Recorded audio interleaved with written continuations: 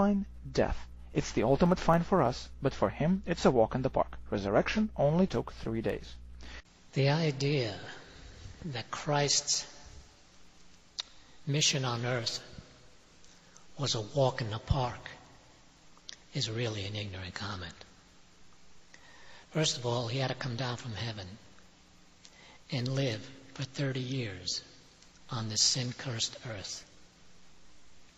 He must have felt like an eagle wallowing in the mud with the pigs, when all that time he knew that he should be somewhere else. One can feel the amount of frustration he must have had when one considers Matthew 17:17. And I quote, "Then Jesus answered and said, O faithless and perverse generation, how long shall I be with you? How long shall I suffer you?" But nevertheless, because he was God and he did love man, he went through all of that. He went through the scourging, being spit on, crucified, humiliated, and then buried, and then sent to hell for 3 days. This narrator has no idea what hell is like.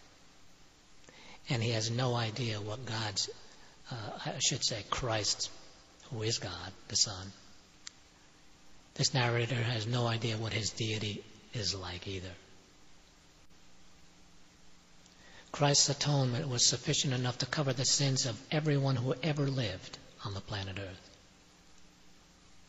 So that gives you an idea of how great his deity must have been. So it was not just a simple case of some man spending 3 days in a tomb. Makes it harder to get to heaven. Belief isn't easy. It isn't automatic. It requires a leap of faith. Sometimes it can even be dangerous. For instance, a kind Muslim living in Mecca in 1000 AD, upon hearing the gospel, must confront the fear of persecution for the crime of apostasy, for which the sentence is death. At the same time, a kind Native American doesn't have to do a thing.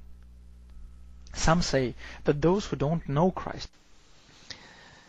As for that Muslim, well, that Muslim had to make the same choice that the early Christian martyrs had to make. And those early Christian martyrs had to make the same choice. And they evidently found something awfully powerful that allowed them to make such a decision to accept death rather than to deny Christ. That is the same choice that Muslim will have to make. And if he finds that same something that those first early Christian martyrs found, then it's not going to be really a big issue for him, because he knows that when he gets to heaven, it's going to be millions of times greater than anything he would ever find here on earth. 1606. Are they all in hell too? What about infants who can't read and can't yet understand words like God and Savior? Some apologists would say, yes, it sucks, but they are in hell. They might even add that pagan... As for this question about infants and young children who die, well, first of all, they have not reached the age of accountability where they can make a decision to either accept or reject Christ or God. So their original sin will be covered by Christ's atonement. And so no child and no infant will ever be found in hell.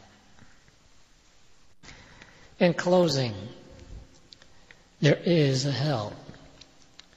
And it's reserved for people like Adolf Hitler, Joseph Stalin, Chairman Mao, and all those who are similar. All those who caused millions of people to suffer and die. And along with everybody else who rejected God and Christ. Now, there's a lot of people who say that there is no hell. That hell is just the grave. Well, if that's the case, that means Hitler and all those, they all got away with it. There was no judgment. So God is not just. I don't think so, because if the grave is all there is, then what kind of a judgment is that? What is God going to do? Pull them out of the grave bring them before the judgment seat and say, well, there's no eternity for you, and then send them right back to the grave where they were before? What kind of a judgment is that? Nah. Okay, until next time, have a good day.